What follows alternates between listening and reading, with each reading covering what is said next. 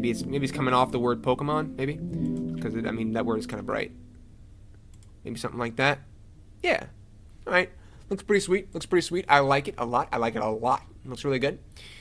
We can go ahead and what else do we need to do? There is a little bit of the lines in the word Pikachu. We could definitely do that. It looks kind of like a neon sign. We could pull that off, and we could pull that off. We could bang that out really quickly. Let's go ahead and select these gray Pikachu pieces. I kind of want them to be a bit more thick like that.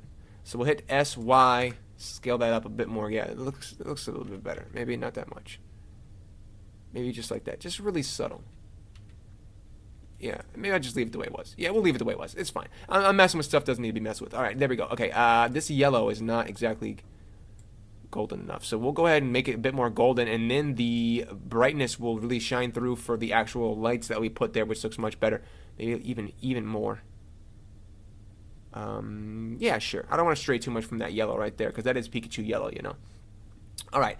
For the lines, now, this, we could do this so many different ways, but what I'm going to do is we are going to do this, let's see. How do I want to do this? Let's do this by hand. Let's do it, because it's much easier and it's much more precise if we do it by hand. So we hit Shift-A, we'll add on a mesh, plane, RX90, and then we'll just move it about there. I'll move it up for now. We'll just move it up. And then we'll hit S to scale it down way down. And then we'll move this to the P, because the P is the first one we're going to do, right? So we'll hit 1 on my numpad to go to front-facing view, and we'll just move it about right there. And we're going to kind of mimic where the little bars are at. So we'll just X, scale that on up. And it's nice because they're neon signs. They don't have to connect. So we'll just do this like that. And then we can even just duplicate this piece. And then just hit G to move it around. And I don't want to scale the thickness. So we can't scale it all the way like that because it's not the same thickness. So we'll have to scale on the Z axis to scale it down. S, Z, scale it down, move it around, scale it down, move it around, you know. The same thing for the K. We'll just do this all for the straight lines that we have, which is quite a bit. And then we can also just duplicate this RY to rotate it on the Y axis. And we'll just double tap Y to scale it. S double tap Y to scale it over like that, and something like that. And these are actually, I don't know if they're, I don't think they're connected. They're not. So it kind of does like this little weird little L thing. So we'll just move it, double tap that, and then we'll move this vertice down by double tapping Y. Move it down like that. Maybe move it up a little bit. And then we'll hit E to extrude this way, but that's not the same thickness as you can clearly see. So we'll move this up a little bit, and then we'll move this out to keep that thickness. Looks good. Looks good. Now we move these two vertices back because it's too close. GX, there we go. And we'll select this guy once again. We'll rotate him, and then we'll do the other side over here. That's not the right rotation. There we go. And then we'll double tap Y again.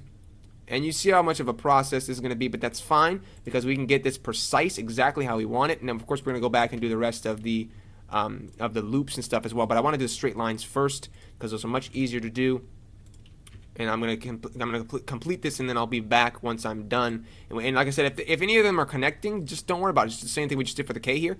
Actually, we can duplicate that piece right there. We can actually duplicate this. And then RX180, and then we'll just use this as the base for the A right here. So we'll just rotate it a little bit, and then just move these two down. Yeah, and you want to keep the dimensions here. So you want to move that out, and then move this over. And I want this bottom piece to be straight, obviously. So we'll straighten it up, and then we'll just move it where it needs to go. We can do the same process for all the rest of the pieces that we need. Just about right there. So yeah, I'll be back once I'm done with all of these pieces of these straight lines. Now for the U, I have finished all the rest of the letters. It looks really weird from that angle, but from the front, it looks good. For the U, we're going to go ahead and let me actually hide the camera real quick because it's in the way, and this lamp as well. For the U, we just hit H on any object to hide it, by the way. For the U, I want to go ahead and actually do this by hand as well. So we'll go ahead and grab that piece right there and select both of the bottom vertices, hit E to extrude it. Do a really rough job of this, of course, and then we'll just rotate all the way around here. Don't worry about the dimensions getting thinner as we're going along. There we go. And we'll move it down like this to try and remain some of that thickness. It's still choppy right now. Don't worry about that. We'll fix that in a second. Like I said, I want to keep the same kind of dimensions all the way through. We'll go down, and this is kind of sort of the middle right here. So I kind of want to make sure that's as straight as possible. Doesn't be perfectly straight, but right there looks pretty good, I guess. I'm trying to get that line to go straight, but it won't. All right, so now we can just go ahead and duplicate. No, move it down. Here we go. We can go ahead and just kind of duplicate this across on the other side. So it will. Actually, before we do that, let's go ahead and make sure these are smooth enough. So we'll go ahead and add loop cut on each one of these edges, and kind of round them out by hand. We'll move these backwards.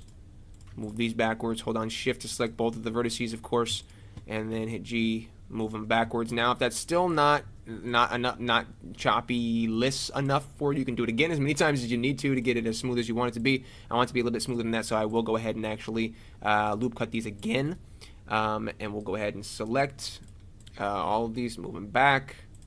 I want it to be smooth enough so it doesn't look choppy from at least far away. All of these, and that piece, and then one more, and maybe you too.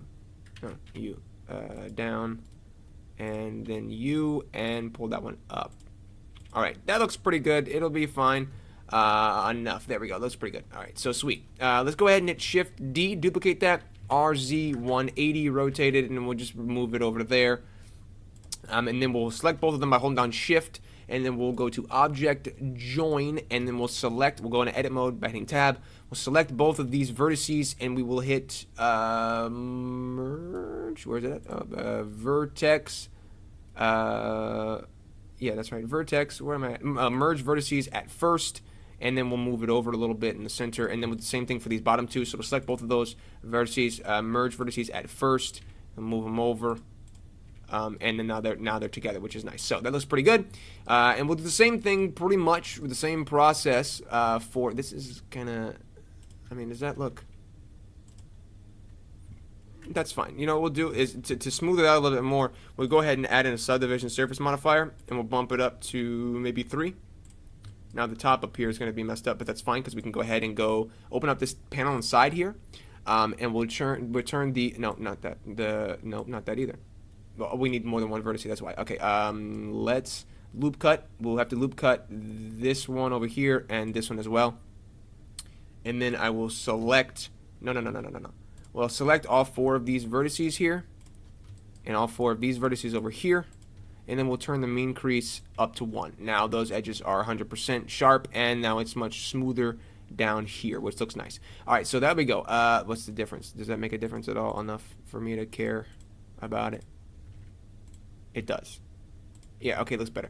All right, sweet. All right, now, actually, wait a second now. Hold on, wait. Does it actually look better? By a little bit, I guess. By a little bit, but I'll leave it off. You can do that if you want to smooth it up a little bit, but we'll go ahead and do the same thing for the O. We have a little bit of an O shape here for the circle. For the P, we'll add in a mesh. This will be circle. And we will change it from gone to nothing. You get nothing. You lose. We're going to go ahead and hit RX 90. Scale it down. Hit 0. Hit 1 to go on front facing view. G to move it up. And we'll move it up to approximately where the rest of the letters are here that we've already made. 1. And then we'll hit S to scale it down. G to move it somewhere in the center. And we'll move it to about where we want it. Then hit Tab to go into Edit Mode. Hit E to extrude. S to scale it down. And something like that. Looks pretty good. Now it's not connected because it's like a neon sign, so they're not 100% connected. We're going to go ahead and delete these vertices right here that we don't need. So we'll select these 2 vertices, hit delete vertices, and now it's not connected, which looks nice. Alrighty, so we'll do the same exact process for the P and for the other curved letters. So for the A, we'll do the same thing because it's the same exact process. So we'll go ahead and hit Shift D to duplicate that little one we just created, and then we'll just scale it down. And then I'll rotate it because I think the break is up at the top. I can't exactly tell, but I think the break's up at the top there. And then we'll scale it down. It's kind of thick. And then we'll just we'll hit Tab to go in Edit Mode. We'll hold down Shift and Alt to select the loop of all that. Hit S to scale it inwards.